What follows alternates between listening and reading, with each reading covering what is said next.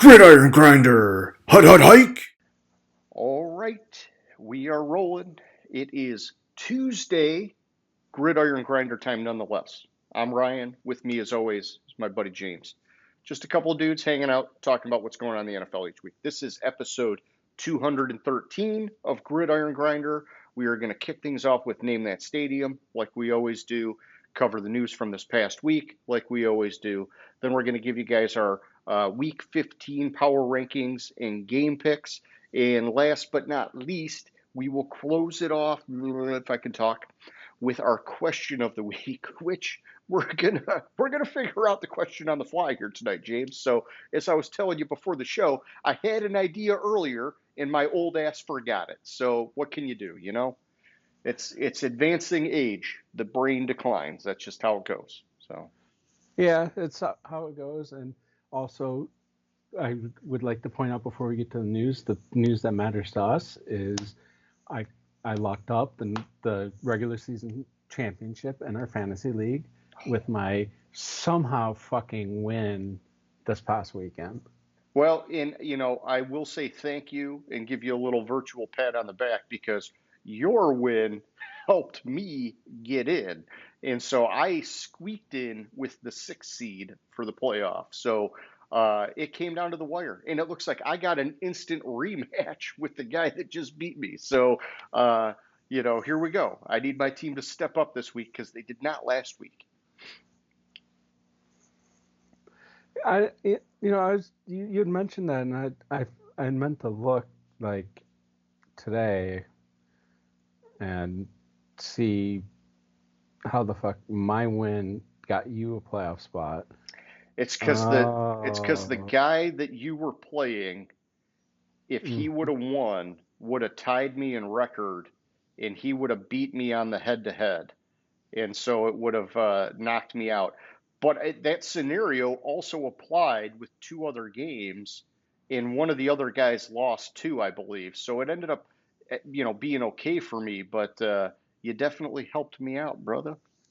so looking at the standings, it was just that game this week because you were tied with Darkness, Okay, and then and you had the BB guy Calicious. yeah, BB Calicious was ended 7-7, and then like the other one next closest was a 6-8. Oh yeah, so they weren't going to do it, but yeah. Yeah, but Pretty I intense, man. We had a very interesting fantasy season this year with the way that so many teams were just like fighting at the top, and then you had like two or three teams just like dog shit bad at the bottom, and like nothing in between. So it was a dogfight all the way down to the wire, man. yeah Except for it you, wasn't you locked it up last week, you son bitch. well. I locked the playoffs up last week. Yeah.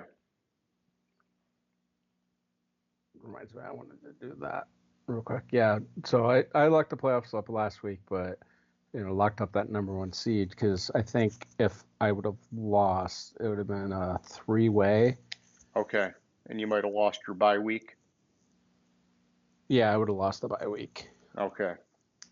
Yeah, it's weird, man, with Yahoo. So um, they don't really clarify the different levels of tiebreakers. They tell you that it's going to be your head-to-head versus whoever you're tied with, and then they don't tell you what's next. And so I think it's like probably points scored because we do top six to the playoffs now.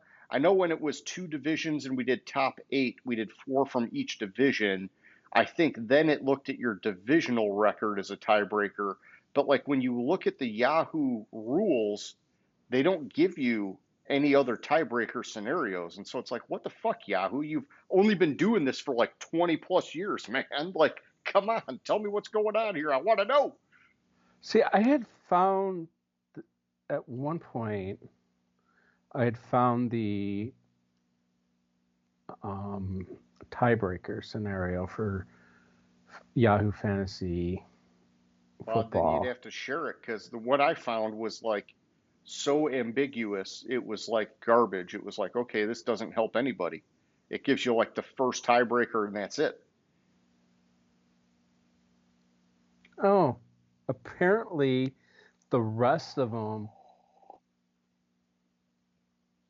are selected by the commissioner. But as the commissioner, when I go to our settings, it only gives me the one tiebreaker.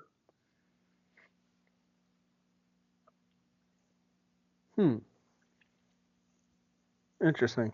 It's messed up, dude. It's messed up. But that's okay. I mean, we don't have a problem, so, no harm, no foul. But all Yeah, right, so whenever you are ready, homie, why don't you do a little name that stadium for us? all right, I found it. Fantasy football. Total Oh, fantasy points. Fantasy points scored in the most recently completed matchup.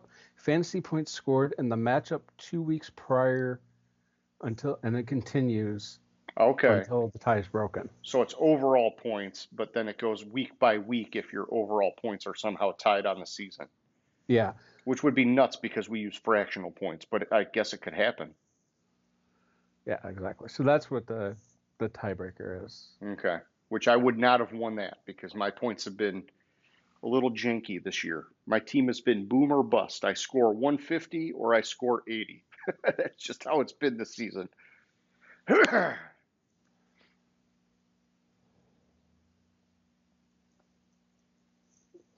Yeah, so I don't know. I fucking had a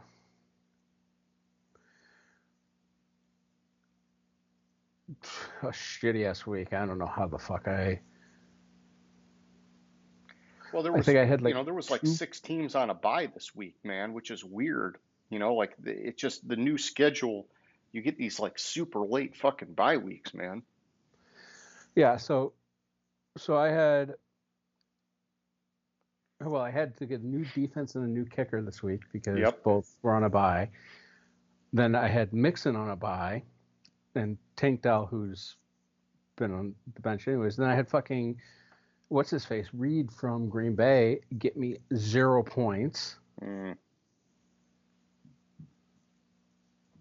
and then like I got lucky. Like where I won it was that blocked kick at the end of the Saints game. okay. Like no, that's where that's honestly where I won it because I think I won by like 2 points or something, or like 5 points, something That's all ridiculous. it takes. That's all it takes. And there have been a lot of crazy special team stuff this year too. So, a lot of guys been getting that. I've got Denver's defense, man. They've had a whole bunch of crazy shit on their defense and special teams, which has been good, but it's very unpredictable. Yeah, so that is what it is. We can really Justin Tucker still, yeah, right. He's So I was, struggling, man. yeah, I know, but like he's still has the most projected points this week on the waiver wire for kickers. I mean, it's I guess it's hard to rewrite the algorithm now, right? Yeah, I think that yeah, it's kind of it's I don't know what the fuck they're smoking.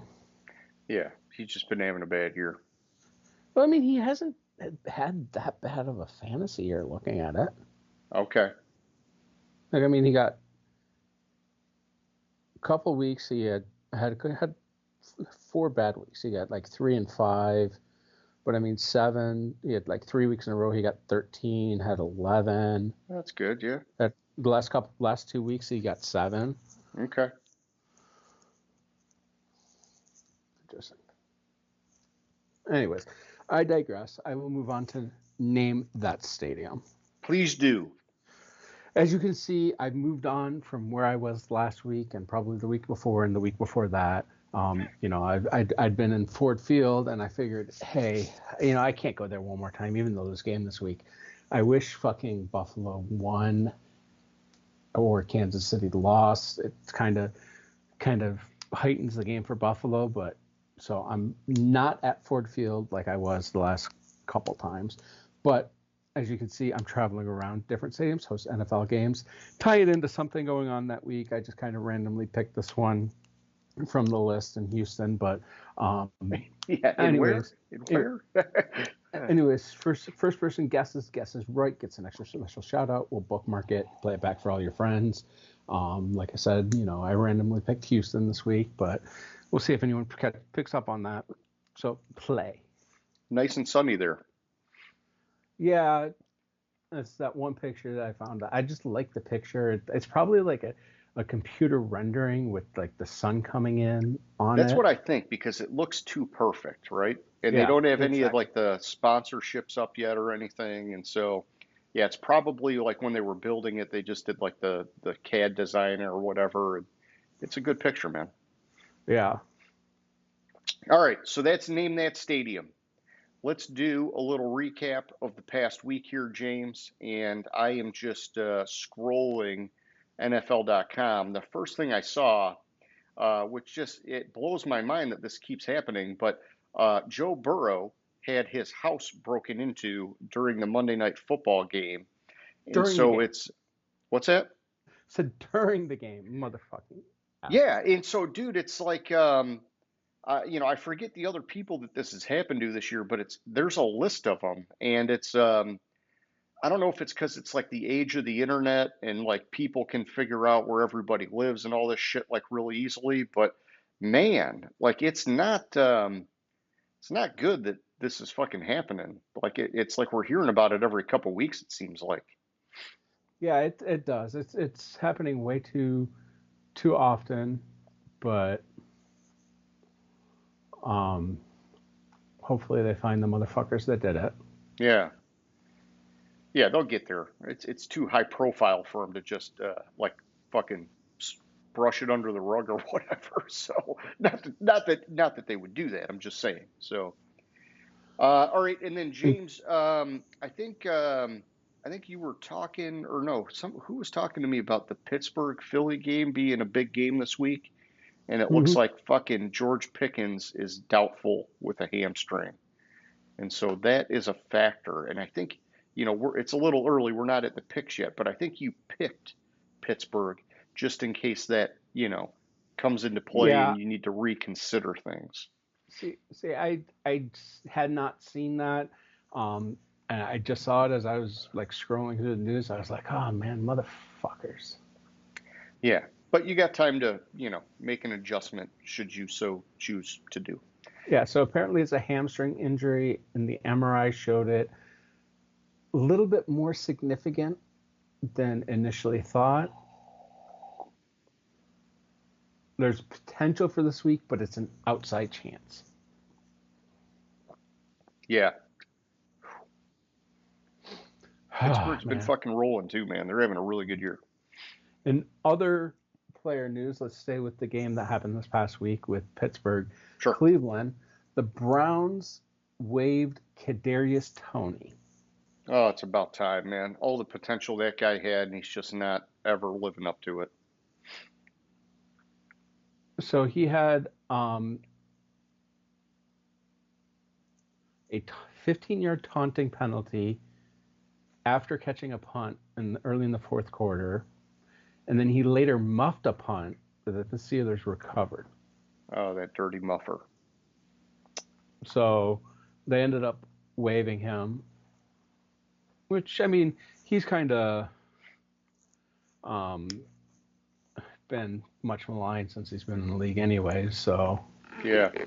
Yeah, I just remember when he was with the Giants, they said that it was like his 10-yard shuffle or whatever was like equivalent to Tyreek Hill. And so when it didn't work out with the Giants and the Chiefs brought him in, like everybody was like, "Oh fuck, he's gonna be like the new Tyreek Hill with Patrick Mahomes throwing to him," and then he just wasn't never he? fucking did anything. Didn't the Chiefs trade for him? Oh yeah, maybe they did trade for him. Yeah, I want to say he was traded. Tony, yeah, okay. So on October 27th, 2022, he was traded to the Chiefs for a third round pick, which was later traded to the Raiders in exchange for Darren Waller. Okay. and a 6th-round pick in the 2023 NFL draft. Gotcha. And then the Chiefs declined his 5th-year option, and he signed on with Cleveland. Yeah. He just never developed, man. Some of that Oh, talent was there, but okay. So this past weekend was his first game with the Browns. He was on their practice squad, elevated for that game, and then after the game waived. yeah, because he was a jackass. Yeah. So, hey, he has 2 Super Bowl rings. Yeah, that says something. That's more than most. Yeah. All right, so last night's game, Cowboys linebacker DeMarvion Overshown had an injury. Looks like he's out for the year with a knee. He tore Um, 3 ligaments in his knee. yeah, so he's fucked. And man, he was like, I think the way they described him in the game was that he is a rising star in this Mm-hmm. league. And so, big blow for that defense, which has already been very dicey this year. Um, in my opinion, they did look pretty good last night considering they were going against Cincinnati's like freaking high-powered offense. But, um, you know, ultimately they couldn't hold them. So, you know. Yeah, so he tore his ACL, MCL, and PCL. I don't even know what a PCL is, but it doesn't sound good. It's the one that I think the PCL is the one behind your knee. Okay. I would look it up for those viewers that care. It's the posterior cruciate ligament. Okay. It's the one that prevents the top of your femur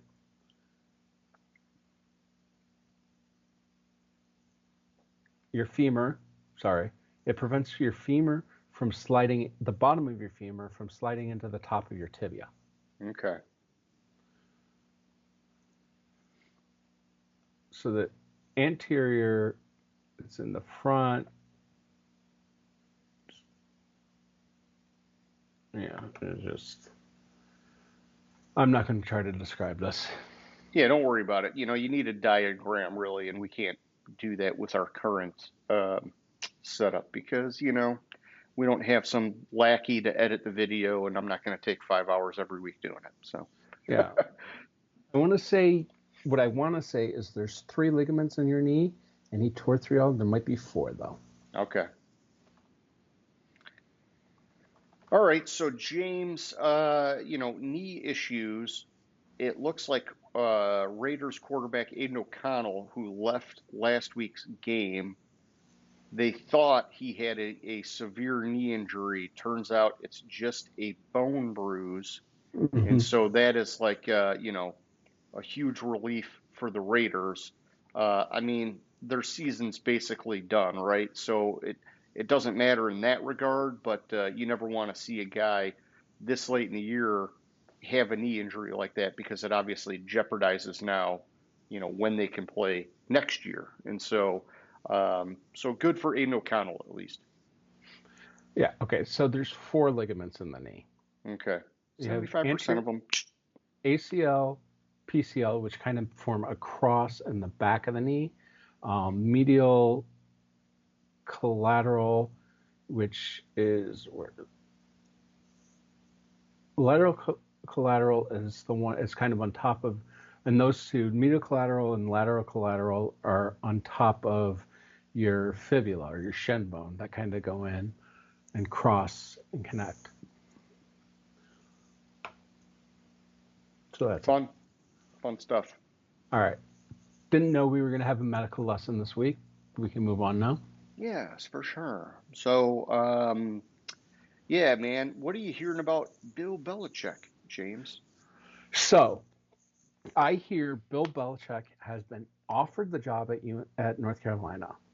He is considering it because he wants some guarantees, but he wants some guarantees in there that apparently North Carolina is willing to give. It's just working out the Nuts and the bolts. nuts and the bolts of it.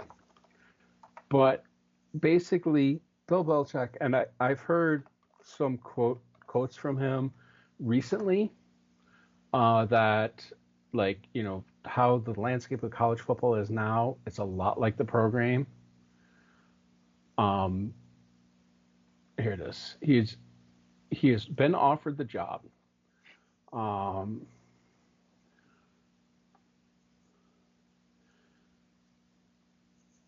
he apparently he has a 400-page quote organizational Bible Okay. that he proposed to UNC. Uh, but apparently he's been offered the job. This doesn't have details, and it would also still have to be approved by the board of trustees, and he's mulling over how to agree, if he wants to agree to it, if he wants to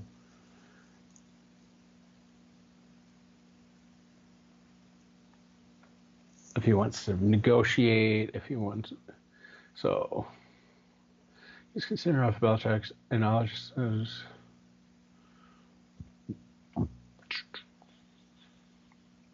Billy B.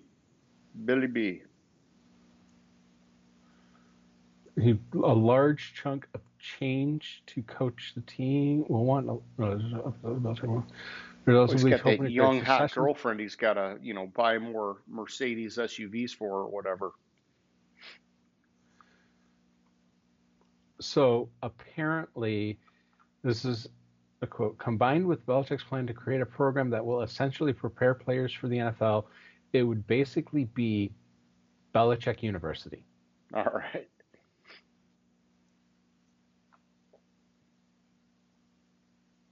Yeah, I mean, it's an interesting concept.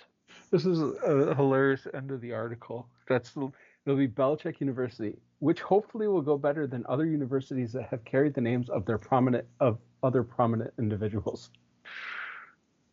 Ooh, shot across the bow of some people. Yeah. Anyways. Yeah, I mean, it's an interesting concept, right? Because, yeah, like you're saying, the way that the college game is changing, now they've got the expanded playoff. You've got the player portal where guys move teams so much easier. I could see where there's some appeal for a guy like Belichick, especially if his NFL prospects have maybe dried up. And so, yeah, and for, I think for him, it's, the big issue is that this takes him out of the running to break Shula's record, right? But, if this is just what the universe has in store for him, he might as well ride off into the sunset and try to leave his mark on college football now, which, has changed and could use some kind of new imprint from someone. So, yeah, but do we want 72-year-old Bill Belichick? Like, seriously, can you imagine Bill Belichick walking into a teenager's house trying to convince him to go to North Carolina? Yeah, but all right, so but how old was Joe Paterno, right? Because he was like fucking crazy old, wasn't he? I don't think he was as old as. Maybe not. Maybe I just thought he was like old as dirt, but I think that even when you're young, everybody knows Belichick, but yeah, I think that people like us at our age and our level of seeing him and everything, we're looking at it as a step down for him for sure, right? Yeah, but I guess Paterno was 84. Oh man, yeah. So I don't know. I maybe different because Paterno was there forever, right? Belichick is going from the NFL to being there, and so maybe that's a whole different kind of thing. But I think he'll get the attention of some players. Yeah, but it's like he goes in there and like you have this young punk kid, and he's like, we really don't want you anyways. If you want to come here, great. But yeah. We'll probably find somebody that'll replace you, no problem. I No, only but need you for 5 plays a game, and you just yeah, got to be good at those 5 plays. Well, and he'll bring McDaniels to run the offense, and I'm sure he can get Patricia to run the defense, and they'll be right back to where they need to be in no time. yeah. But that's that's like who I was seeing. Like I swear, it was like Patricia was on his coaching list. Mm-hmm. It was like Patricia was going to be Oh, one he of his. he he liked Patricia big time, man. He talked him up big time.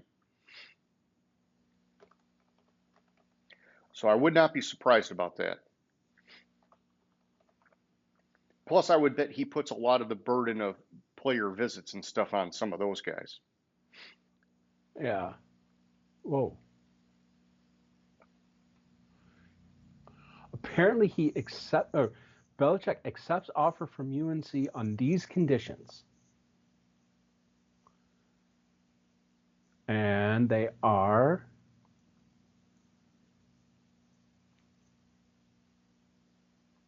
He would accept the deal with UNC. Um, he handed the school a 400-page organizational Bible with structure, payment plans, staffing choices, etc. Decisions on whether to commit with UNC. Um,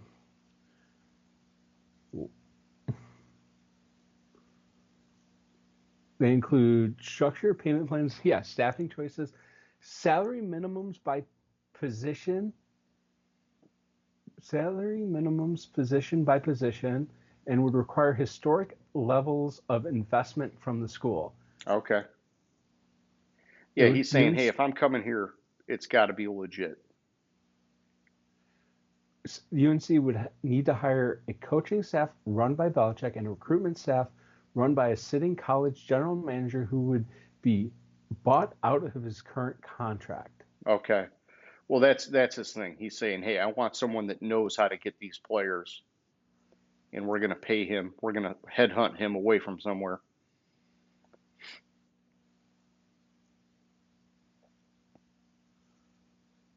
It's just.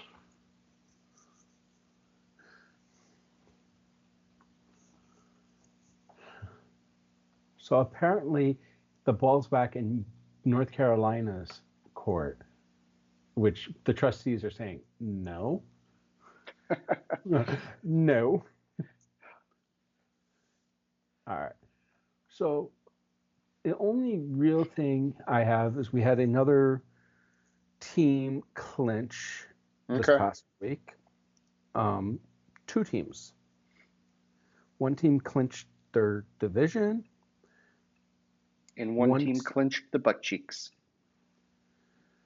Yeah, Chiefs clinched the AFC West. And the Lions clinched a playoff berth. Hell yeah. So still in the NFC, 15 of the 16 teams can still make the playoffs. Yeah, that's nuts, man. In the AFC, 9 teams can still make the playoffs. The Raiders, the Jaguars, the Titans, the Browns, the Patriots, and the Jets have been eliminated. 10 teams, sorry. Poor Aaron Rodgers. 2 teams have clinched. Only 2 teams have clinched in both. It's just the Giants that can't make the playoffs in the NFC, while half the league in the AFC, or half the conference, can't make it in the AFC. Yeah. We have some interesting playoff scenarios that could play out this week. Okay. The Texans can clinch the AFC South title with a win and a Colts loss. The Steelers can clinch a playoff spot with a win or a tie, a Colts loss or a tie, and a Miami loss or a tie. Eagles can clinch the playoffs. One of two scenarios: a win and a Commanders loss or tie, and this would clinch the division. A win and a Commanders loss or tie, or a tie and a Washington loss. Yeah, I mean, Philly's in it. It's just a matter of whether it's this week or next week, right? So, Yeah, and whether it's the division or a wild card, but they are for yeah. No, sure in it. Philly's already clinched the playoffs. It's just Yeah, where they're going to be. where they're going to be. The Vikings can clinch the playoffs with one of the three following items happening: a Minnesota win or tie, a Seattle loss or tie, or a Rams loss or tie. So they could clinch it on Thursday. They could clinch it on Monday night, because the Monday night games include the Seahawks and so Thursday's the Rams, Vikings play Monday, and the Seahawks play on Monday. Interesting thing is Green Bay, theoretically, on Monday night, if Minnesota happens to lose this Monday, could clinch the playoffs for both them and the Vikings with a win. And then for the Green Bay to clinch the playoffs, you would also need the Rams and San Francisco to tie, and Atlanta to either lose or tie. So that's the scenarios going into this week. I just figured we hit that before we hit the power rankings, because I know you like to do your power rankings with kind of delineated between contenders and non-contenders. Yeah, no, I appreciate that. And yeah, you kind of helped point it out last week, and so this week I made more of a conscious effort to divide it, even though, it's kind of tough. Like, I was doing it this week and I thought, man, sometimes it's still good to keep them all like meshed together, because for our game picks, it helps to say, okay, even though this team's eliminated, I still think they're better than this team or whatever. But, for the purposes of kind of how I've historically done it, it's good for me to just kind of drop them to the bottom or to the top. And so, Yeah, and I like this past week's slate of games allowed me to make a correction that I've been meaning to make on my board. Okay. So when you're ready, I'll go into it. Do it, my man. Give me your 1 through 5. All right. So 1 is the Lions. They won. They stayed the same. 2, the Chiefs. 2, 3, and 4 all moved up one spot.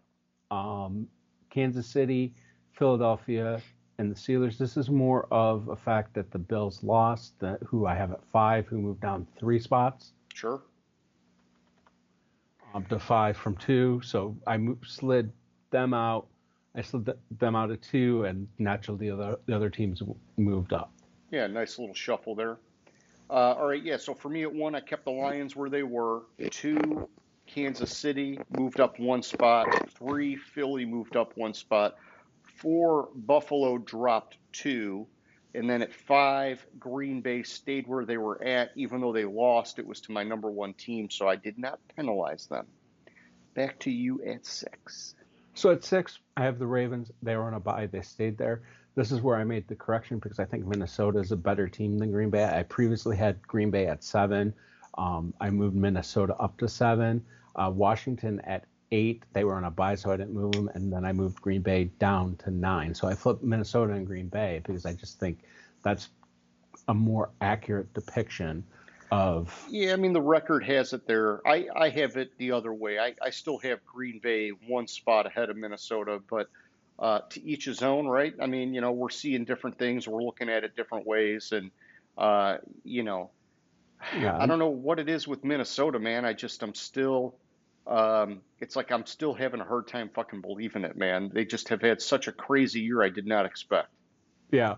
And then rounding out the top 10, I have Seattle. Even though they won, there wasn't really anywhere for them to go up on the board, because pretty much every team ahead of them either won or lost to a team I had higher. For sure. Yeah. So at 6, I've got Minnesota.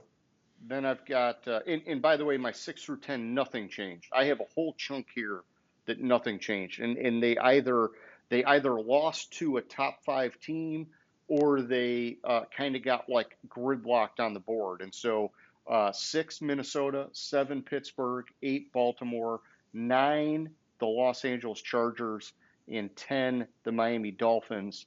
And honestly, despite the lack of movement, I'm actually still very content with my board. There wasn't anything, at least in this range, that I felt like, oh man, I really need to make a move. I just can't find a way to do it.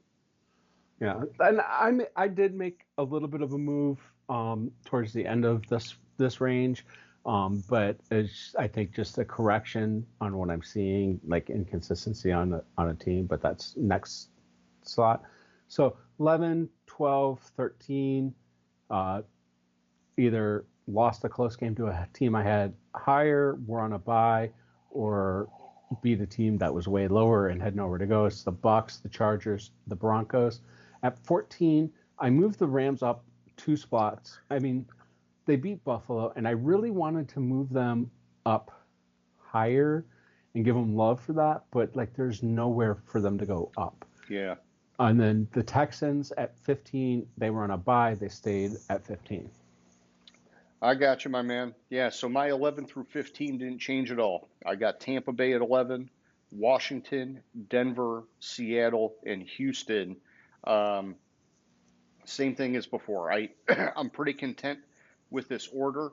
I hear what you're saying with the Rams, and I did, they're a little bit further down on my board. I did look at trying to bump them, right? Because in the last however many weeks now, since Puka Nakua's been back and Cooper Kupp stayed healthy, they've been humming on offense, and I do want to respect them for that.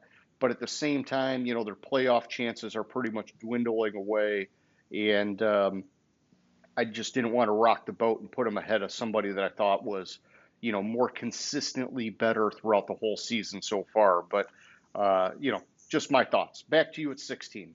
16, I dropped the Dolphins 2. They lost a close game to the Jets. You could, oh, well, it was a division. I saw a No, lot the Dolphins won. I'm sorry, Dolphins won. They won a close game against the Jets, is what I meant to say. Yeah, the Jets. Against Emphasizing the Jets.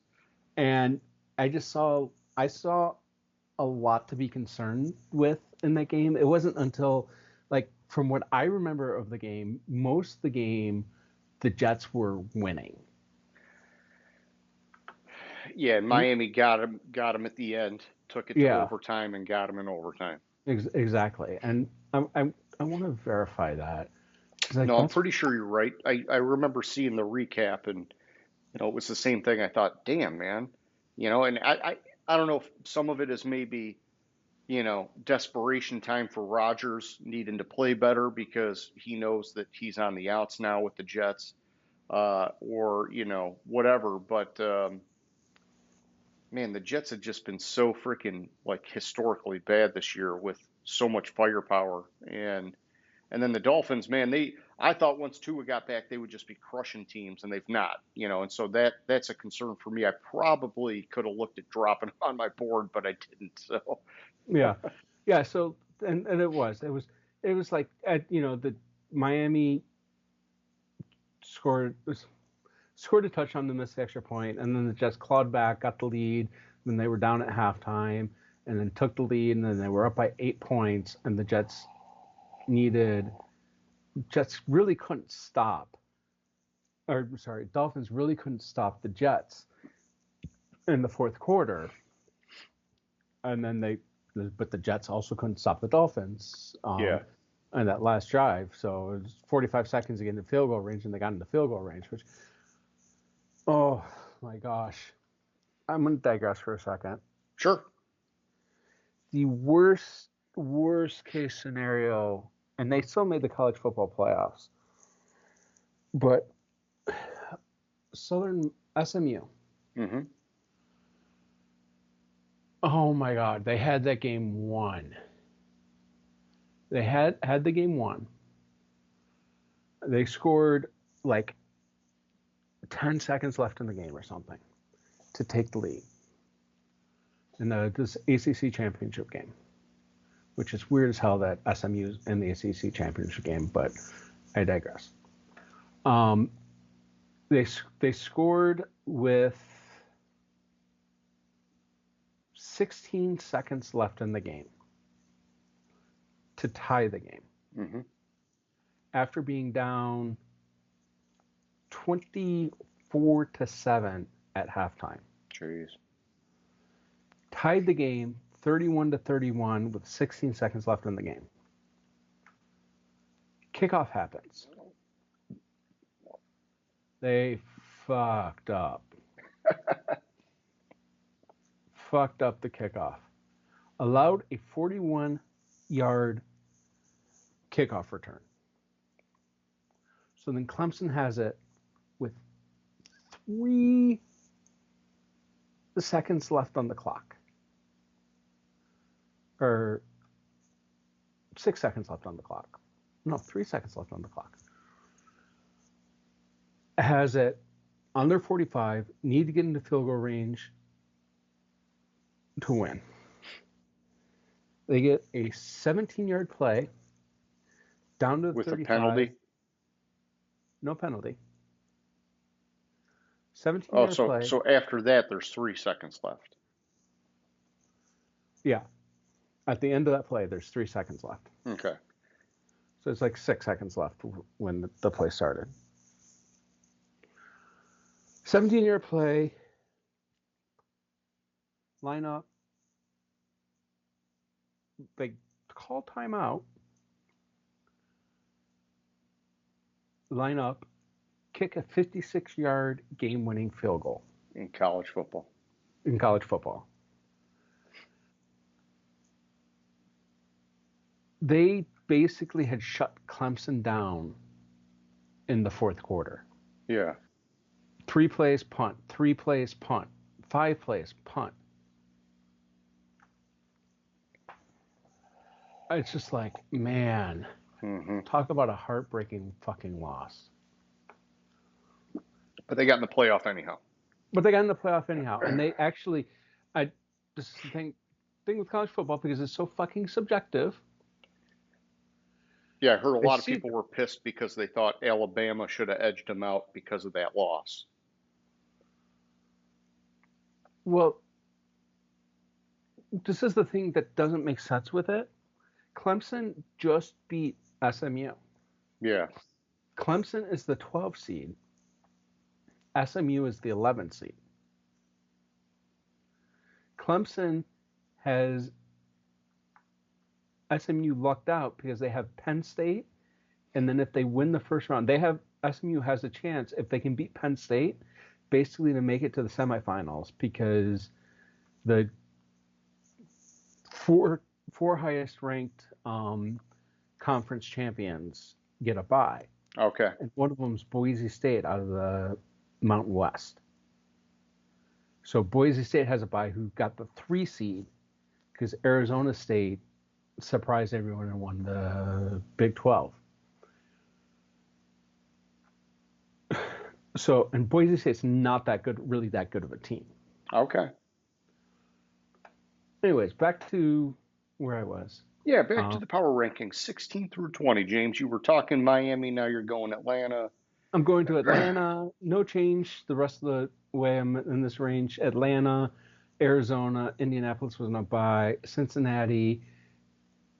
All these teams, so they lost to teams I had rated higher, or beat teams I had rated lower. So there's nowhere really for them to go. I got you. Makes sense. So for me at 16, I've got the Bengals.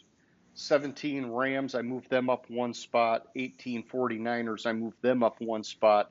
19 Saints, I moved them up 1 spot. And then 20, I've got the Cardinals. I dropped them down 3. And, with the Cardinals, it's tough, right? Because I tried to look at San Francisco's played dog shit football all year with all the injuries. The Saints just had Derek Carr get hurt again, maybe out for a while, or for the rest of the year potentially at this point. And so I thought maybe Arizona should stay above them. But my problem is when I watch Arizona play, they are a boom or bust kind of a team this year. And when they lose, they just look so fucking bad, James. They remind me of a old version of the Lions team where when you're watching them, it's like such a dysfunctional thing on offense. You're just like, what are they even doing? And and so I had to penalize them a little bit because they fucking aggravated me, man, when I was watching them this past week. Really aggravated me. Did you see the Derek Carr injury? I didn't see it, man, but they're saying it's like really bad. He broke his left hand, So which is not his throwing hand for anybody that needs to know that, but it's still not good that you break your fucking hand. yeah, I'm trying to remember where. All right, here it is. So it was second and 10, and he uh, ran out to the right, and he tried to dive over a player and extend the ball to get the first down. Ended up 1 yard short and just came down like like you put your hand down as you're coming Yeah. down, and that's how he hurt himself. Is put all his weight Wow. came down onto his hand. Yeah, it seems kind of like a little bit of a fluke injury, not like he hit a Hmm. helmet or somebody stepped on it or something like that. Yeah. Um, So when they said it was his hand, I was shocked because I thought it was his shoulder. yeah, because you would think if you go down that way, right, that's the shoulder's probably the part that was like Yeah, the Will Levis injury earlier in the year. exactly. So I assumed that it was his shoulder. Yeah, that's weird. He must have like dislocated some shit or something. I don't know, Yeah. man. All So right, 21, my man. all right, 21. I have no change. 21, 22, 23. Panthers, Browns, Saints. They lost two of the teams. Panthers and Browns lost the teams I had ranked in the top 10. The Saints beat the Giants. Who the fuck cares? Um, then I have the 49ers. They moved up one spot. This is kind of a correction because the 49ers are a better team than the Cowboys, so I shouldn't have had them ranked ahead of the Cowboys. I got you. And then I moved Jacksonville up three spots, and this has to do with the fact that they beat Tennessee, who was my 25 team. So I was trying to figure out how to do it with a bye in the next range. So I Yeah, just flipped Jacksonville and Tennessee. I got you. All right, yeah, 21 for me. I've got the Falcons. Man, they have been on a bad fucking skid. Cousins has taken all sorts of heat, but it's tough, man. I mean, I don't want to defend the guy, right? But he was leading the league in passing up until like, I don't know, 4 or 5 weeks ago, whatever. And now they're saying shit like him and his receivers, in particular Kyle Pitts, like just are not on the same page, which is why he's throwing all these picks. And it's like, dude, if you guys aren't on the same page at this point in the fucking year, like Uh-huh. it's done, dude. Like it's not getting better now. So So, and so it's if crazy because they were clearly doing something right up until these last like 3 4 weeks, right? So ah, just that's just a fucking excuse. Um, like I like Cousins. I just like he's had a bad stretch. I don't know if he's injured, yeah. I if mean, if he was injured, then it would make more sense. I think that it's like I keep hearing shit like guys are running the wrong routes, guys are turning the wrong way, guys aren't reading the defense like he's reading the defense, and it's like that to me is like, well, what changed? Because you guys, the first minus the first like 2 weeks where he was like getting back from the Achilles and whatever, it seemed like they were humming for like at least like Mhm. 7 8 weeks, man, and now they're just like fucking garbage, dude. Yeah, I don't And, I and don't and know. let's not forget they have two really, really fucking good running backs Hmm. and an above average offensive line. Why aren't they just fucking running the shit out of the football and fucking slow play in the passing game if something's off in the passing game? I don't know. That to me, that's a coaching thing. That's a whole different thing. But it's just weird. And so I wanted to drop Atlanta, but I needed to keep them above where all of my eliminated teams start, and it's getting dangerously close to that spot on my board. So yeah, and so keeping it going. Dallas is next at 22. I moved them up one spot to get them above the eliminated teams. Chicago moved up one spot at 23 to keep them above the eliminated teams. And then the big move on my board this week was Carolina. I moved them up 6 spots because I needed to get them above the eliminated teams. And that's kind of the part I was like alluding to earlier, James, is that it's tough for me to do that because when I look at the game picks now, it kind of skews where I see some of these teams because sometimes an eliminated team I might think is better than their opponent. They're just like circumstantially eliminated.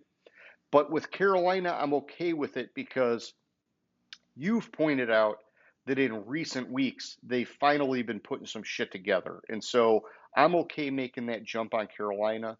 But then at 25, I've got Indianapolis. They didn't move. So, yeah. All right.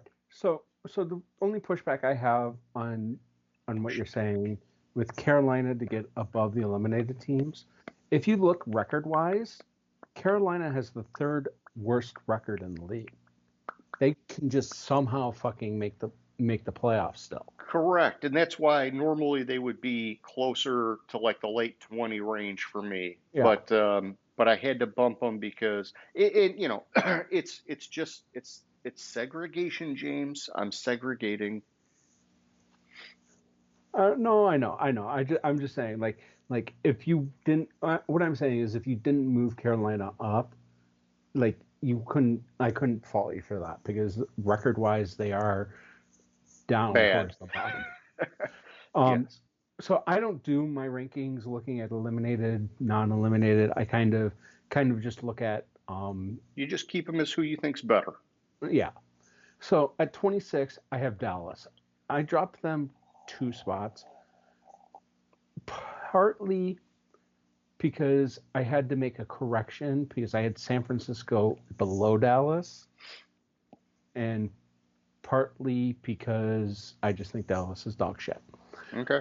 27, I have the Patriots on a buy, no move. Tennessee, I dropped 2 spots. I just, like I said earlier, I flipped, kind of tried to flip Jacksonville and Tennessee. I think Jacksonville's slightly better than Dallas, but even though Dallas somehow can get Sylvie. Cooper Rush, baby. So in theory, no, Dallas can only get the 6th and 7th seed now. Okay. The loss eliminated them from The division. From the division and from the 5 seed. Then I have the Raiders at 29. I had hopes for the Raiders. I have hopes for Aiden O'Connell. It's just not panning out. Yeah. 30, I have the Jets. All these teams lost, and there's nowhere to go down because the teams below them lost. So those 2 teams stay the same. Yeah, I mean those are 2 teams, the Raiders and the Jets, that are being blown up this year. Let's be real. I mean it's going all apart for them. 26 for me, I've got Cleveland. I moved them down 4 spots, part of my juggling of the eliminated teams. 27 Jacksonville, I moved them up 1 spot. They had a win. 28 Jets, dropped them 2. 29 Raiders, dropped them 2. 30 Tennessee, dropped them 1. And so, the thing is with Tennessee, man,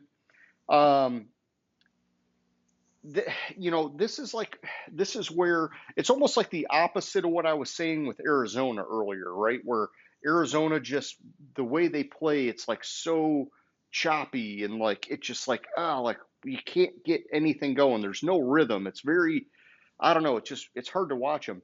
Tennessee, since Levis came back from that injury, has actually looked pretty good to me offensively and on especially defense. The defenses look good all year, but they're still just not winning. And so it's like, man, I would want to have Tennessee higher, but it's like, damn, man, you guys just got to like close out some games and get it done, and they're just not able to do it.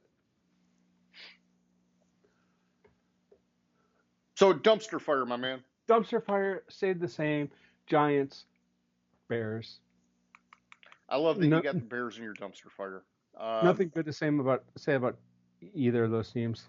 Yeah, I've still got the Patriots and the Giants. Nothing changed on my end. And so, but I will say this. I mean, and we've talked about it before. I do see a bright future with the Patriots and Drake May. He looks like the real deal at quarterback. He is having a really good rookie year with a total fucking garbage cast. It Hmm. makes me wonder, James. Ooh, man, no, I'm gonna save this for question of the week. In fact, I better write it down right now before I forget. Um, where are my notes?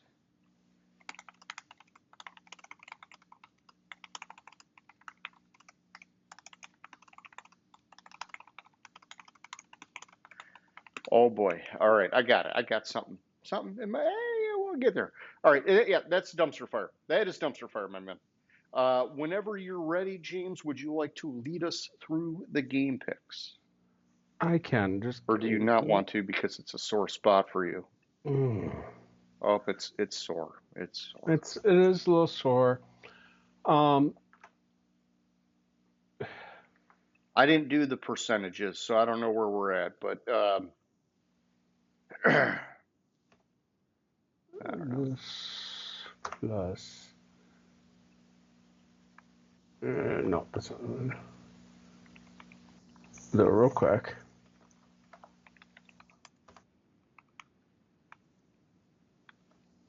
Yeah, I'm trying. Oh, is it right? I broke 70%? Oh, please confirm that. That would be really nice.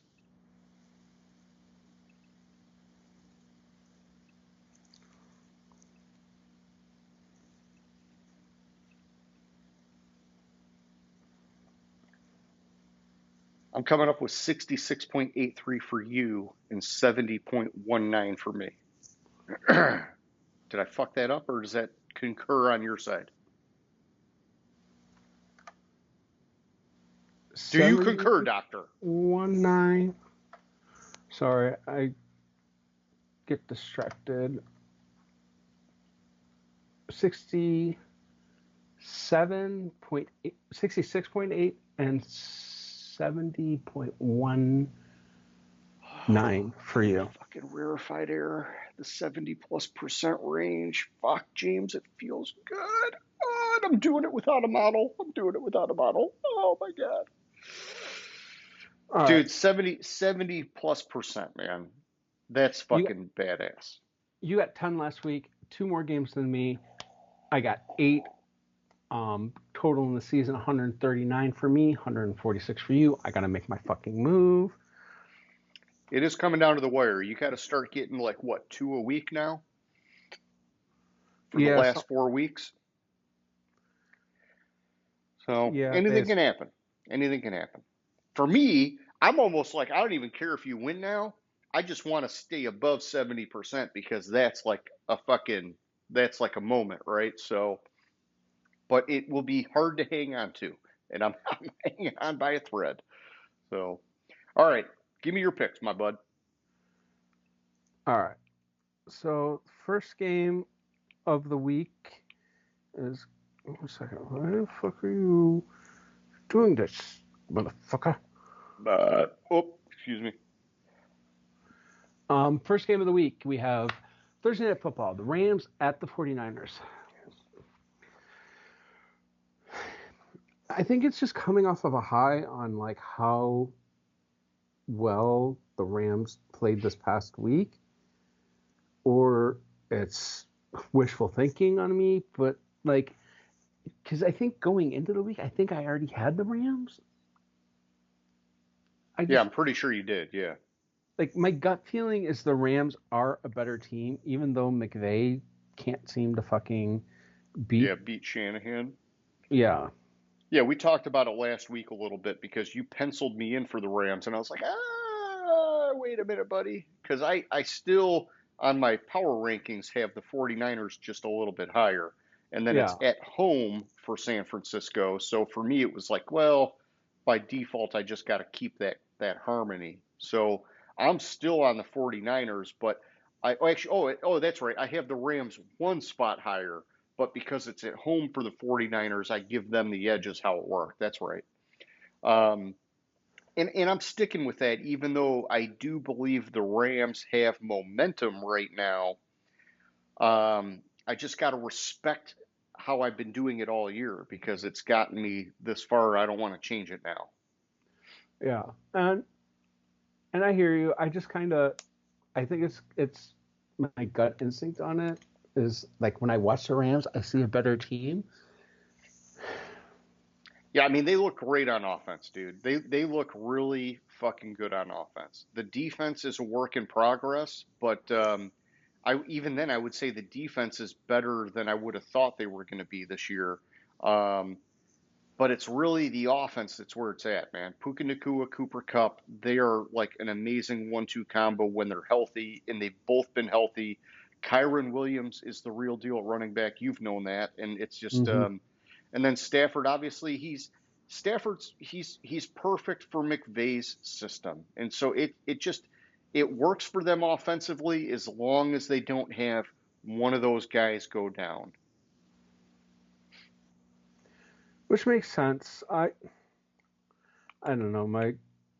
My brain is kind of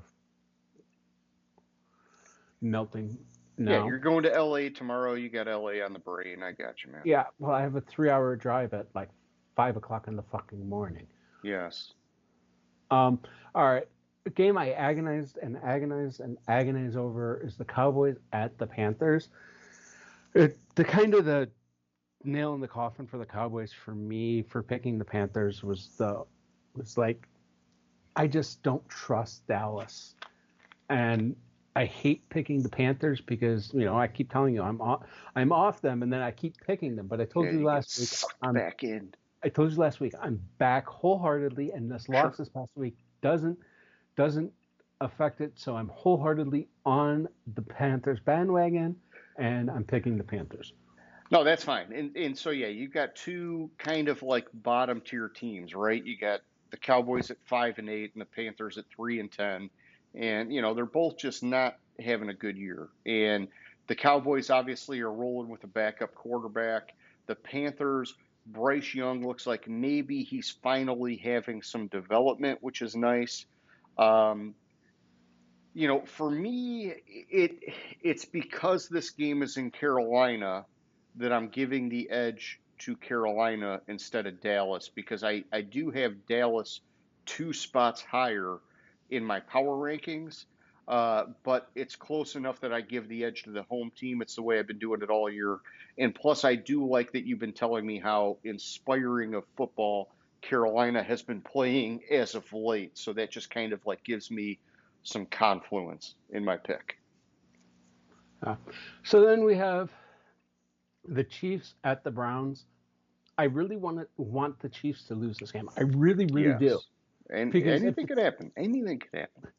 if the Chiefs lose this game, I'm not saying it decreases the importance, but right now we'll get to it in a little bit. But the game at 4:25 in Detroit has a lot of writing on it for Buffalo. With that said, I just can't see the Chiefs losing to the Browns. The end. The end. There's just no. um, I think Jameis is wanting to rebound still from his meltdown that he had, and try to show the league that he deserves to be a starting quarterback. And so I think he's going to play his ass off. I think that offense has looked really fucking good since Jameis took over. Um, we know the defense has potential with Jim Schwartz running it, but it's just so hard to go against Kansas City. They have found the craziest fucking ways to win all year. And Steve Spagnuolo has that defense on fire. And I think that, I have no crystal ball here, but I think if they somehow find a way to three-peat, it's going to be because of how goddamn good that defense has been. And it's only going to keep getting better because typically you see defenses come playoff time really fucking show you who's good and who's not. And they're obviously really fucking good. So I'm taking Kansas City. All right. Then we have the Dolphins at the Texans.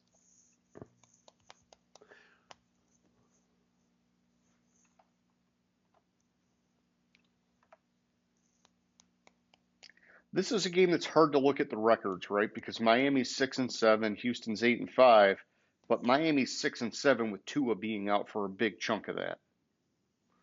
Yeah, exactly. And it's even with the NFL.com stats. It's like, well, you can throw them out the window because they're just a different team with Tua. So, yeah, I'm going to pick Houston's game, just gut feeling. okay. Like I said, Miami playing inconsistently. They struggled with the Jets. I mean, fuck. Aaron Rodgers had his first 300-yard passing game since like 2021 against Miami. Imagine what fucking C.J. Stroud and co. C.J. Stroud can do. Nico Collins back on the fucking record pace. I hear what you're saying, and I could basically flip a coin in this game, to be honest. But I went with Miami because when I'm looking at my board, Miami is 1, 2, 3, 4, 5 spots ahead of Houston. And so it's like that's actually kind of like right at like the borderline of my range where I start thinking, what do I do here? And I like Houston, but no, I'm gonna stick with Miami. That was where my gut was at to begin with, and that's what I'm going with. All right. Then we have the Jets at the Jaguars. Fucking jet sweep your mama, baby. And the Jets will jet sweep the fucking Jaguars right off the fucking field. Somehow, You think fucking Jacksonville beat Tennessee because Tennessee fucking has a quarterback that kills them every fucking game. Secret agent. I think Jacksonville is better with Mac Jones. But I think the Jets defense and the Jets have a lot of film on Mac Jones. That's true. That's very true. And they played I didn't him think about that angle. Yep, that's very quite true. a bit. And I just think the familiarity there with the Jets and Mac Jones give the Jets the edge. So no, I like that. I like that angle. I'm not going to change my pick, but I do really like that angle since you mentioned it. Yeah, the NFL.com stats are very interesting, right? Because it shows the Jets as number 4 on defense. Otherwise, these two teams are in the bottom tier for every fucking category. And so it's hard to like either of these teams. Mm-hmm. It's in Jacksonville. They're both very low on my board. And so I gave Jacksonville the edge based off of it being in Jacksonville and respecting my power rankings. But I do like the way you're going, but I'm not going to change my pick. So Jacksonville. All right. And then we're up to the Commanders at the Saints. And this is a game where if Derek Carr was playing, I might pick differently. Okay. But with Spencer Rattler, because it is in New Orleans, right? Exactly. In New Orleans, even Washington's coming off the bye, but it's just like I think the New Orleans team is a shell of itself without Derek Carr there. It's just like so. Yeah, Taysom Hill's out. He was a big difference maker for them. Olave's been hurt a lot this year. It's so hard to get on the Saints hype train, man. They just keep having things set them back. Exactly. Yeah, I'm taking Washington.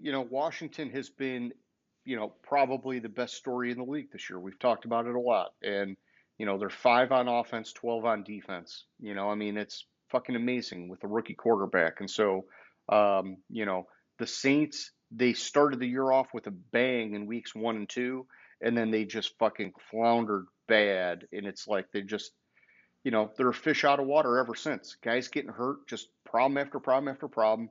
And, it looked like maybe it was coming back together again, and now Derek Carr's hurt again. And so, and Taysom Hill's out. So it's, I got to go Washington, man. All right. Then we have the Ravens at the Giants. Don't need to talk about it. Ravens win. Yeah, no, Ravens all day. Then it's Cincinnati at Tennessee. Cincinnati showed a little bit in this past week. Who the fuck they play? Dallas. The Cowboys. They showed grit. They came back. They finally won a one possession game Against Dallas with the backup quarterback. against Dallas with a backup quarterback, but still, like they finally won a one possession game, and that's what I'm looking at with them. Is that confidence factor there? And they're playing at The offense is Tennessee. competent or confident, but it's the defense that is fucking torn apart the Bengals, man. Yes, but they're also playing Tennessee, who has Will Levis, who's either going to have a fucking awesome game or going to be a double agent, or could have an awesome game and then be a double agent. I have more faith in the Bengals than I do the Titans. Yeah, and I'm with you, man. I'm taking the Bengals in this game. These teams are polar opposites, man. So you've got Cincinnati, who is 9 on offense and 26 on defense, and then you've got Tennessee, who's 29 on offense and 2 on defense, and so it's like, they're so opposite of each other. I got to go Joe Burrow, Jamar Chase. They've been on fire. I do believe they are that much better of a team. They've just had a rough road with the defense letting them down this year. Even though they're playing a very good defense this week, I think they will find a way to get points on the board. It's hard to say that about Tennessee. They're very inconsistent with getting points on the board. Mm-hmm. Patriots at the Cardinals. Now, played in New England, I might make a different pick. I really like what I see out of Drake May. I really do, and I don't like I dislike the lack of consistency with Arizona. Like you had mentioned it before. There's just 100% lack of consistency on the team. It's boom or bust. I think if it was in New England, I might go the other way, but being in Arizona, I'm going to go with Arizona. Yeah, and I'm with you. I'm taking Arizona. If they were closer together on my board, I would almost be tempted to take New England, but it just, man, my brain is still trying to figure out what is going on in Arizona.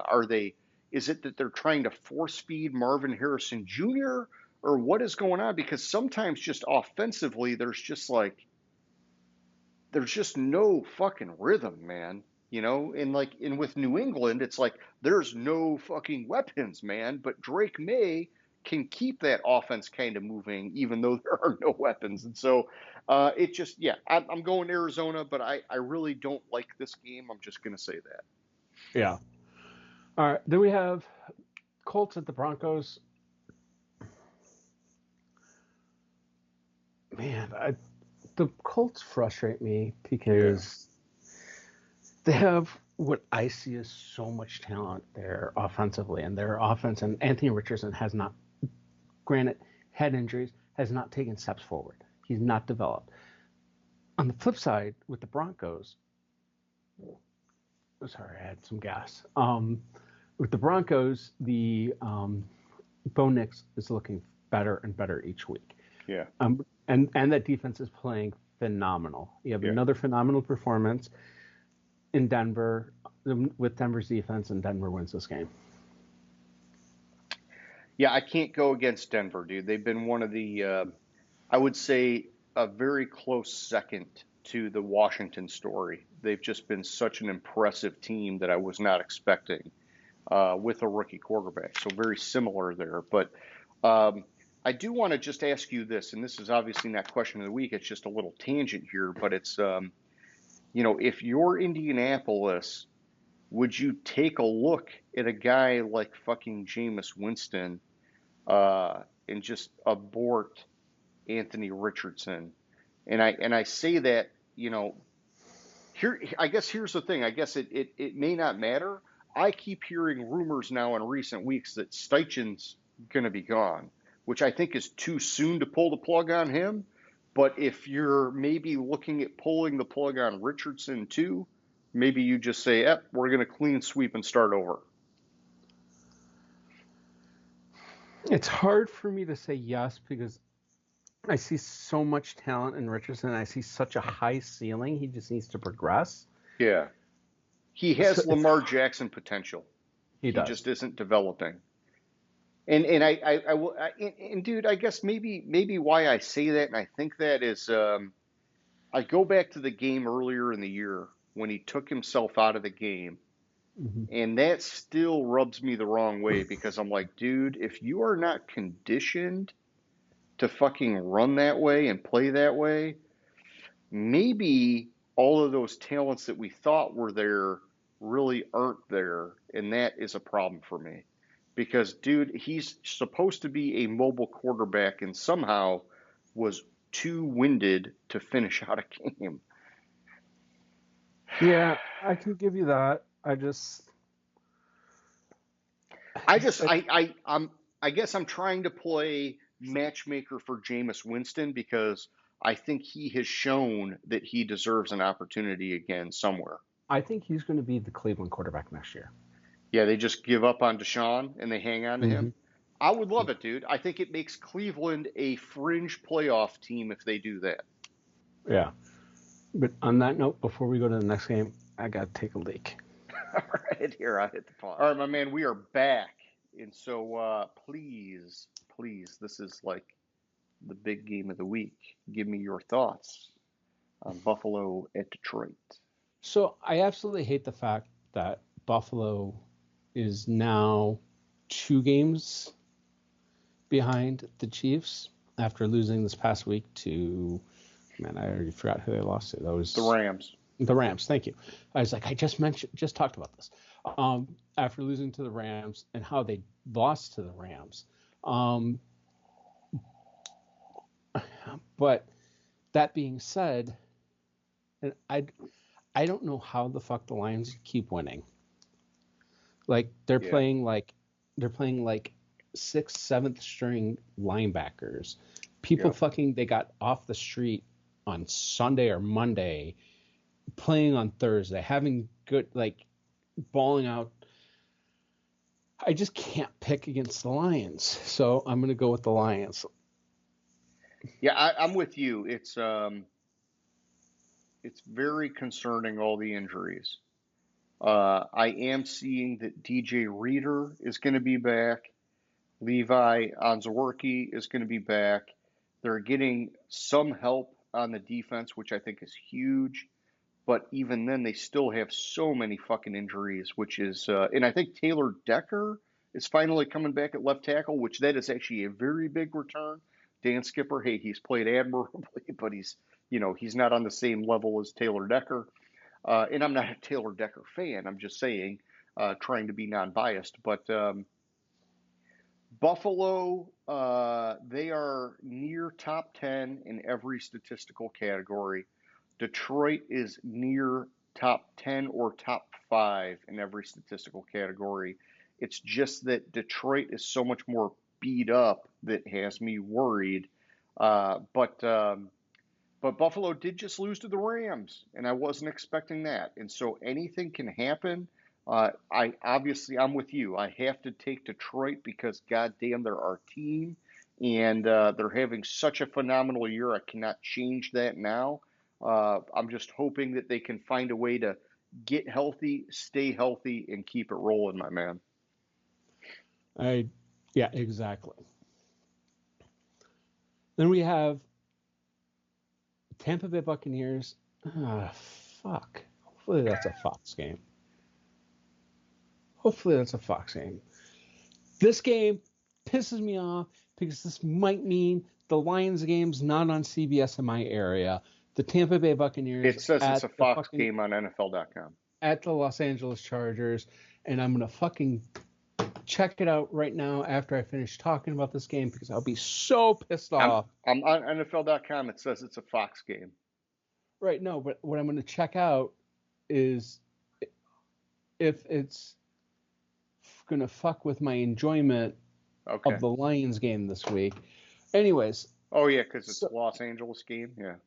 yeah, so you have the Buccaneers. I oscillated back and forth on this one because of the fact that like the Bucs seem to be playing good, but Baker's there's been chinks in that armor lately. Yeah.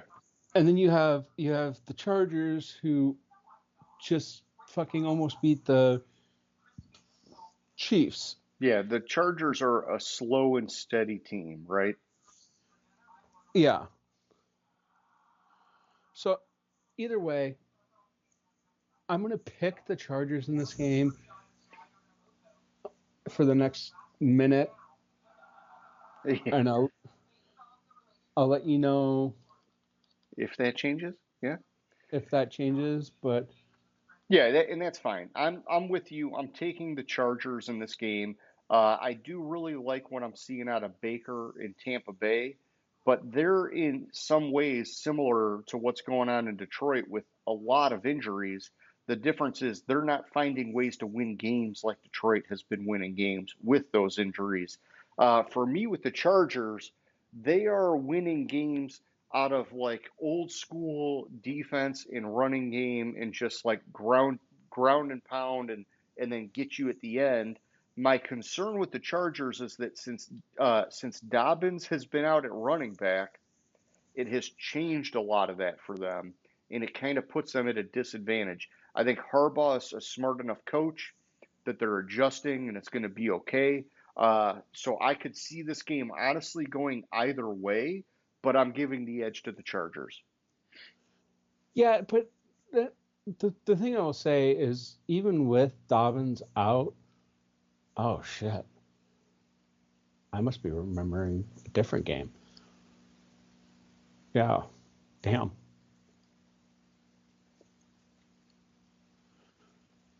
Yeah, and I would say Herbert is, he's the real deal, no problem. The problem with Herbert is that his fucking wide receivers just keep dropping shit. So it's like Herbert can be good all day, all right? But if fucking Quentin Johnston can't catch the fucking ball, it doesn't matter. Yeah, so I must be remembering something I mean, they different. do get Lad McConkey back this week. He was out last week. Yeah, so for what I was remembering was like I remembered like they it felt to me like they were always calling fucking Gus Edwards' name in that game, you know. Yeah. And then, but then I looked at the box score Kamani and like, Vidal. well, Gus Edwards had 3.6 yards of carry. They only rushed the ball 24 times total. Because they weren't getting it going like they were Yeah. with Dobbins. So like I just remembered something way the fuck different in that game. Like, Yeah. anyways, so I'm not gonna make the point I did. I'm still gonna pick the Chargers. I did check, and the fucking Chargers and the Lions game are gonna be televised locally for me, so Good that for makes you. me happy. Because I'm happy. All right. Next up. This next up game, we kind of alluded to the matchup a little bit earlier when we were talking about injuries. You have the Steelers at the Eagles. Yes. I'm picking the Steelers still. I just want the Eagles to lose. I'm on the Steelers. Oh, James, those are the wrong ways to make decisions. But you got to do what you got to do. I think I have Pittsburgh's playing great football. This is like the battle for Pennsylvania, right? And, you know, there's this weird shit this week about some rift between Jalen Hurts and AJ Brown. oh, Uh, it's not weird. It's fucking true as fuck. yeah, and that's not good, right, for Philly. But they're both healthy. They're both playing. Um, like we talked about, Pickens is out for Pittsburgh, which I think is a big thing for them. He's been fucking clutch for them this year. Pickens is not like a possession receiver, I'm going to muscle you kind of guy, but he makes these like acrobatic catches, and he's been reliable on third downs. And so I think him being out is going to change the offense for Pittsburgh, and it's going to change the game script where Tomlin's going to have to maybe do more of the Harbaugh style. Let's ground and pound and be more conservative and take it to the end. Where Philly has more tricks up their sleeve. They're number one on defense. Um, and so I don't know. I'm taking Philly. The game's in Philly. I do think it could be a dogfight. I just see that in this game this week, Philly's got more potential because, everybody's healthy basically and whatever else. So, that's my pick. All right. So one thing I just noticed, we missed it in our news segment. No, we would never do that. And I missed this when this happened a month ago, that Kelsey, some sort of incident with Jason Kelsey at the Penn State Ohio State game. But Penn State police have said they won't charge Jason Kelsey over the phone incident. Okay, yeah, where he broke the dude's phone. Yeah. So apparently video, so he was walking through a crowd near Beaver Stadium. Videos showed he was walking through the crowd and fans asked for photos and fist bumps. One fan began to heckle Kelsey and appeared to shout an anti-gay slur about his brother, Travis, for dating pop star Taylor Swift. Okay. And Kelsey grabbed the phone and threw it to the ground, then turning to confront the man. He appeared to use the same anti-gay slur during the exchange before another fan stepped between them before an altercation could escalate. And then now this is what this was about. Okay. So I remembered like something about like, why is Kelsey starting the show off with an apology? And it was because he said, in a heated moment, I decided to greet hate with hate. I fell short this week. And I didn't understand the comment about Kelsey. Well, somebody attacks your brother, you respond in kind when you feel like you're being attacked, man. It's just how it goes. Yeah. I have a lot of, like I don't want to say respect's not the right word, but I can relate a lot to people that do that, and I don't fault them for doing that because to me, that is a natural instinct. If somebody attacks you or your family like that, you're going to attack back with like an equal or greater force because it is your family and it's somebody you care about. And you're like, fuck you, man. I'm not going to tolerate that shit. But but I get it. Like, we're supposed to be bigger than that and better than that and not do that. It's just that in that particular scenario, I have a lot of empathy, is all I'm saying. Yeah.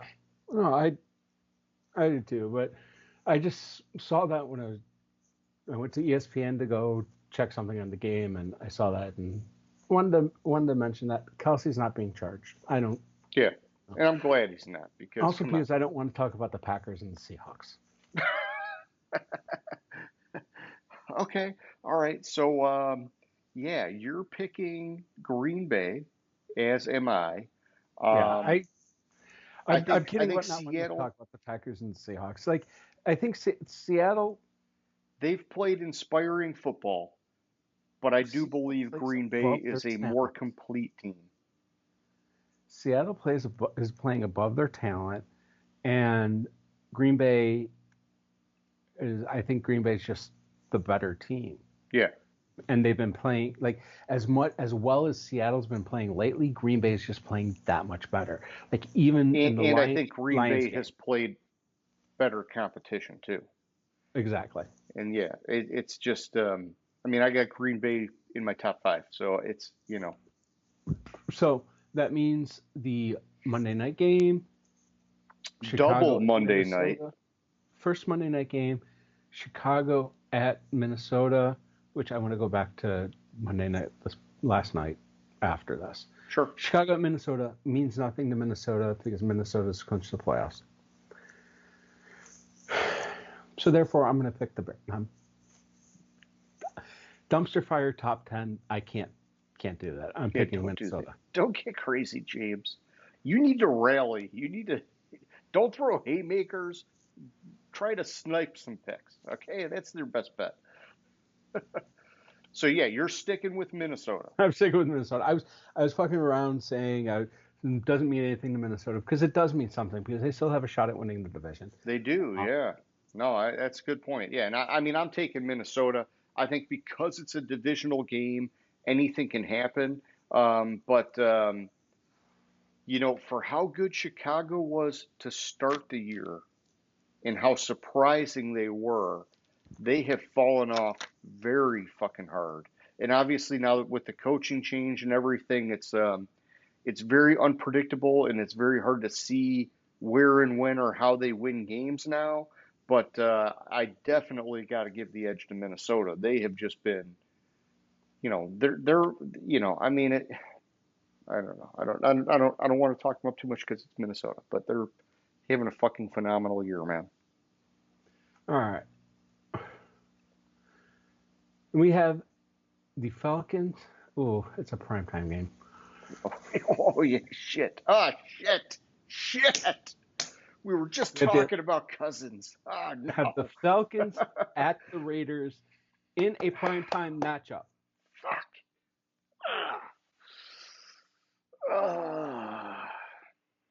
Cousins has been struggling lately. Do you think he's going to turn it around with the spotlight on him? I do. I don't. I'm picking the Raiders. Oh, you son of a bitch. All right. I'm giving you the Raiders. All right. So James, this one is I don't know if I'd call this a sniper shot or more of like the shotgun. Because what you're calling out here, it's ugly. It's ugly, my man. Cousins has a problem in prime time. Man, the Raiders are just so fucking bad this year. And Atlanta, I guess it's in Las Vegas. Fuck that. Fuck. Ah.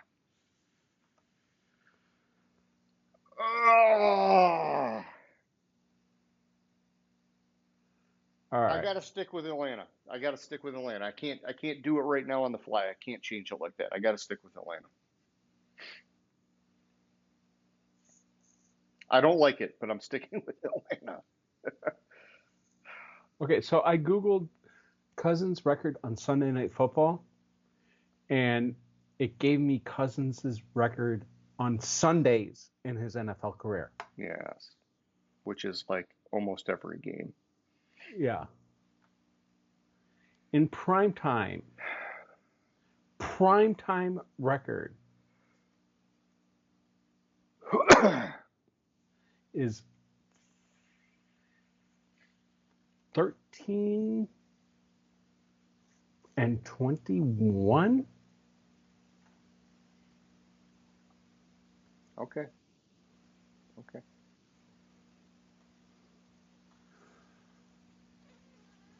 13-20.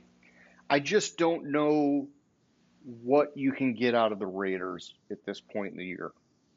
And so I'm sticking with the Falcons, man. They are a relatively healthy team.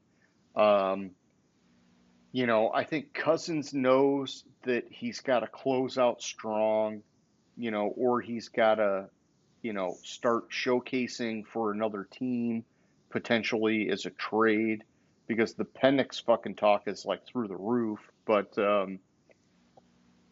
I just think the Raiders are fucked, man. And I feel bad for what's his face, their head coach, because I like the guy, but the Raiders are burning down, dude. He is 4-10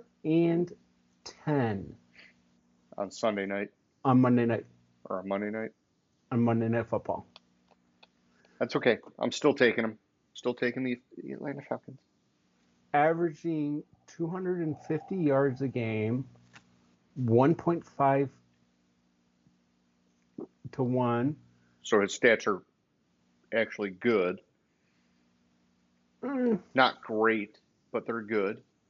Yeah, good, decent stats. He had like one game, two interceptions. Like he has a couple, two interception or so he had zero touchdowns, two interceptions, zero touchdown, one interception, but he had a two touchdown, zero, a 3-1, 2-1, 1-1, 2-1, 2-1, 1-3, 2-1, 2-0 earlier this Okay. year. His rating, his quarterback rating on Monday Night Football is 89. Yeah, so it's not great, but it's it's not horrible. It's just not it's not what you want. It's not what you want.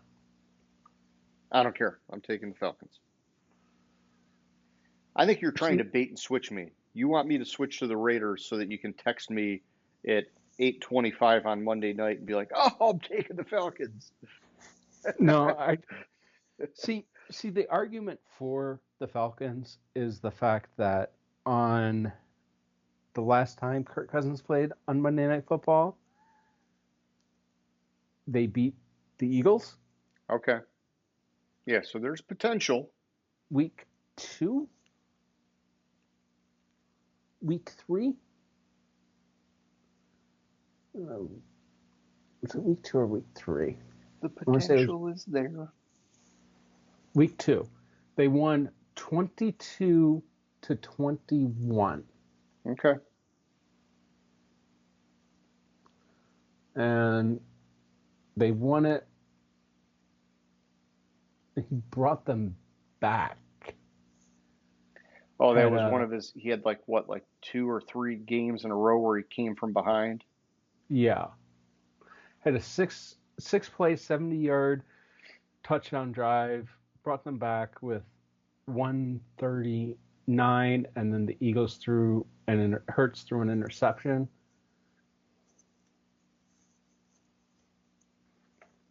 Either way, I'm on the Raiders. All right. Fine by me. Then we're till next Thursday, the Denver Broncos at the Los Angeles Chargers. Yes, you say it with such emphasis. The Los Angeles. I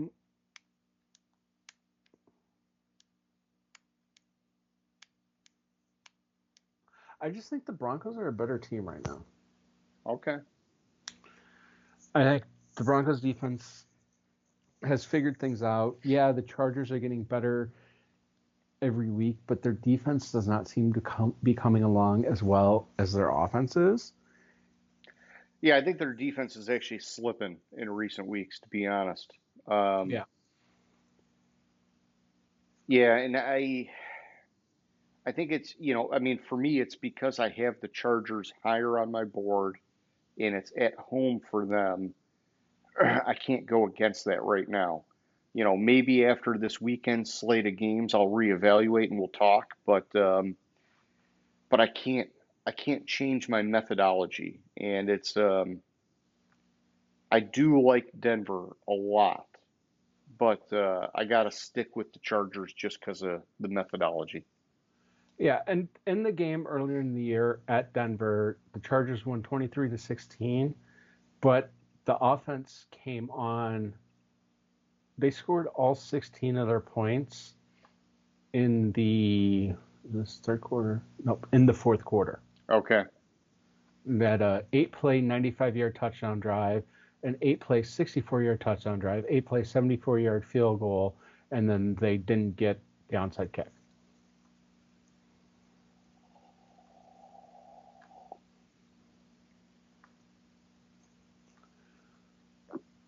Who's getting the onside kick? It's like a 3% chance, right? Yeah, I think the success rate on onside kicks is 4.5% this year, but close All right. enough. Yeah, it sucks. And it's, that's the downside to the way that they changed the kickoff is that you can't have any more surprises with the onside kick.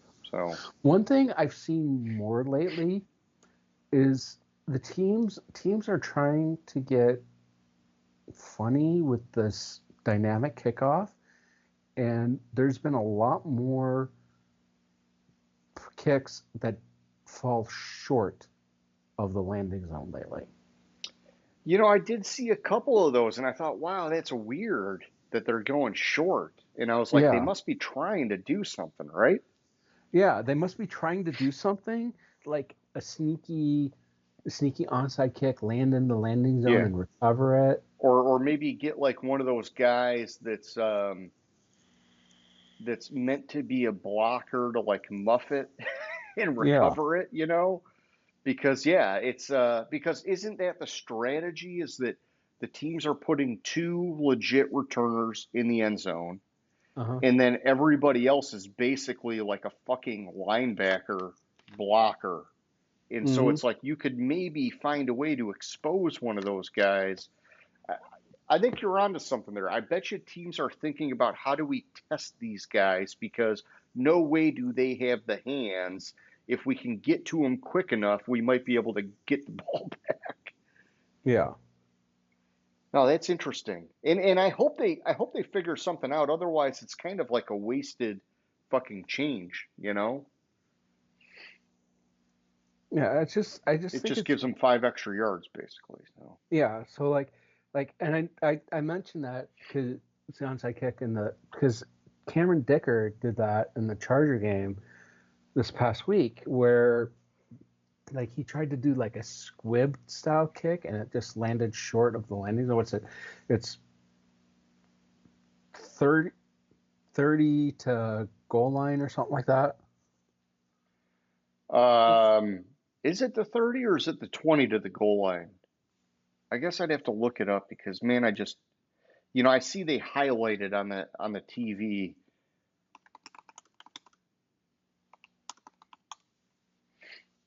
The 20 to the goal line. Yeah, and it landed at like the 30, so they so they're lined up at the 30. So it landed at like the 25 Yeah. and then which caused Yeah, whoever it's like the penalty or whatever. caused the Chiefs to get it at the 40. Yeah. Like it's just it's a weird thing and like there's a couple other games I saw that in. So it was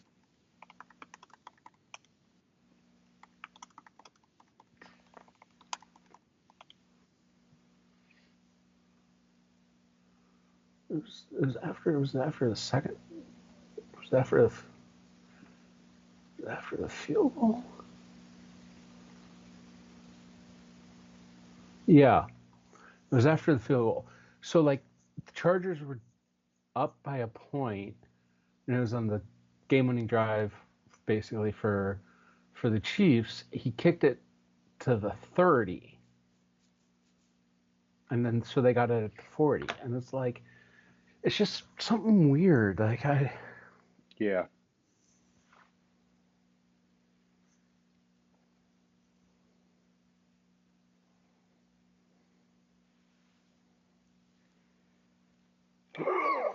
anyways, I digress. That's the game picks. It sure You is. came up with a good question of the week that I heard. I saw You saw a percolating in little your brain. spark in the eye.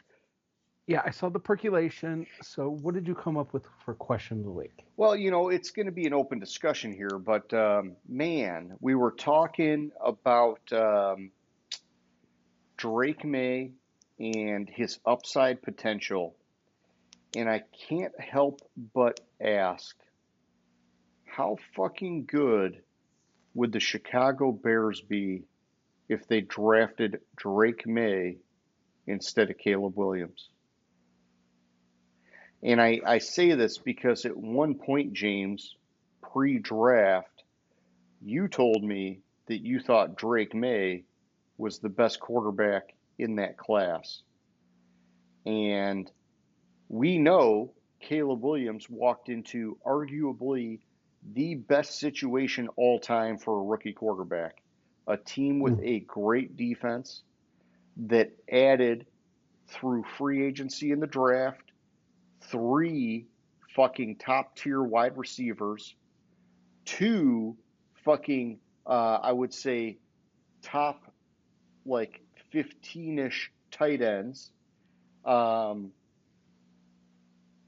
you know, a capable stable of running backs and a good enough, not great, but a good enough offensive line. And now here we are. Both of these teams are like defunct of playoff hope, basically. Um, but Drake May, and statistically, Drake May started slower because Brissett was the starter for however many weeks to start the year. But here we are. Drake May is sporting an 87 quarterback rating with no talent, nothing. A shitty offensive line, shitty receivers. He does have a great tight end in Hunter Henry, and that is fucking it. And then Caleb Williams, with the full year of experience under his belt, is sporting an 87.8 rating. And so I just can't help but ask, how goddamn good could the Bears be if they had Drake May instead of Caleb Williams? Scary good? Would they have been the playoff team that we thought they could have snuck into when we were originally talking about Caleb Williams walking into this fucking amazing scenario and the powder puff first half of the season schedule? And, to me, I think they'd be knocking on the playoff door. I think that if Drake May had that opportunity, we've seen Caleb Williams flounder as of late. I think Drake May would be just fucking hitting his stride and getting better, kind of like what we're seeing out of Bo Nix in Denver if he was in Chicago, dude.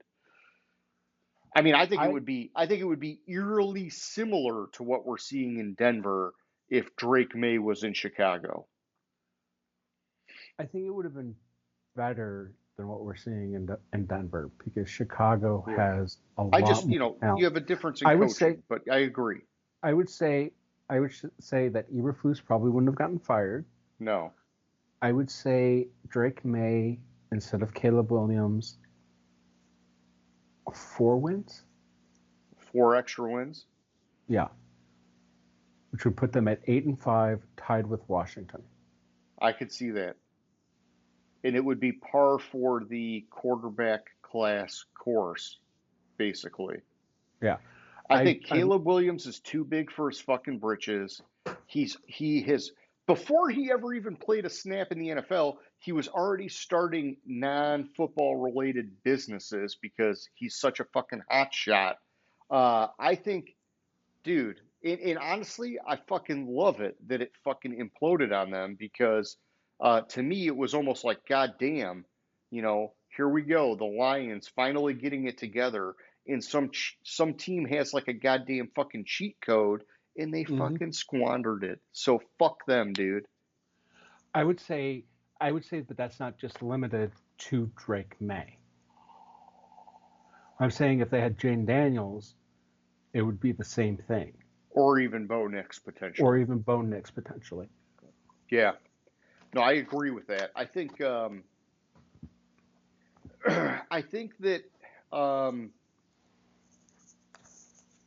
I like Jaden Daniels where he's at because of the way they're playing and the style that they've designed for him.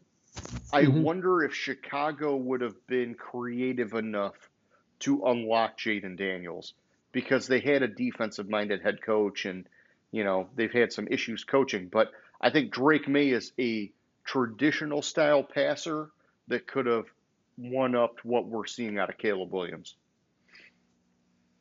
Yeah, I think it's definitely potential that it wouldn't have worked out that way with yeah, because there's no crystal ball. Yeah, but I'm also saying that the other 3 quarterbacks have the right mentality and Caleb Williams doesn't. And my question is how much of that mentality is what's causing the issues there? No, and that's probably cutting it to the core, James. You're right on that. It's these other 3 guys, they're football players. Caleb Williams is trying too hard to be a fucking icon and he hasn't proven anything yet. Exactly. And I will say this. So, like I said, I like Jaden Daniels in Washington. I love what they're doing there. I love, Dan Quinn as the head coach. Everything they're doing there, man, it makes me excited. I also equally love what I'm seeing with Bo Nix in Denver. It's like, man, I was worried that Sean Payton was like Hail Marying, I need a quarterback getting this guy. But we talked about his high completion percentage in college and thought maybe it could work, maybe I don't know.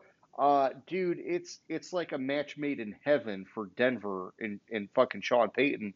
It's just the Drake May thing is the one that bums me out because it's like we're seeing a guy that very clearly has immense potential, but he has the traditional rookie quarterback curse of, well, you got drafted high because the team is that fucking bad. And so it just is like, the poor guy, man. He's got no fucking help. Maybe he'll get it next year, and he will for sure get better because you can see it in him that he is determined to get better. But at some point, you can only get so much better until you need better people around you to like really take it to the next level. True. Caleb Williams has the next level, and he's just fucking squandering it. Will he take it to the next level next year? Maybe. I don't know. I hope not. But yeah, fuck, man. It's interesting. It's interesting. And I know It's that definitely interesting. Poles is saying, oh, Chicago's going to be the most attractive head coach opening this year. Well, yeah, no fucking shit. It should have been, it should have been last year. You should have got rid of It should have. Eberflus, but you didn't do it. So, It really, really should have. But so that's all I got. I hope you like the question of the week. You don't seem that impressed with it, though, James. You seem I very like it. I like distracted it. and nonchalant. Well, I'm distracted because Because somebody. what, you're getting hungry and you got to order food? No, because somebody keeps texting me. Oh, all right. Well, if you were hungry and ordering food, I'd say, well, good for you, because you probably get a lot of good DoorDash out there. We do. But no, somebody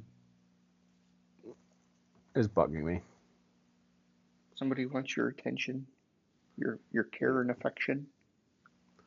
Something like that.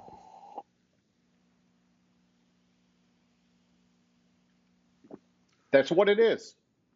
Don't let it be anything else. No, it is. But anyways, All right. So yeah, that was question of the week. That's all I got. Do you have any closing remarks for the show, James? besides fucking let's go Lions, just fucking let's go. Yeah. Fucking let's go. You said it best. Anybody who's still watching, we really, genuinely, truly hope you liked the show. If you made it this far, you're a fucking trooper and you deserve a pat on the back. And because of that, we want you to give us like a thumbs up or a like or whatever platform you're on and just like express your loyalty and determination and your love. And if you haven't already, hit the subscribe button. We don't ask you 2 minutes into the video or 10 seconds into the video like everybody else. We wait until the very end of our 2 hour videos to ask that of you. So please, please just do it. And if not, that's okay. We're fine with 6 views a week. Trust me, we're okay with it. So, James, it was a good time, my man. I'll catch you later, buddy. All right, sounds good. Have a good one. Gridiron Grinder. Hut hut hike.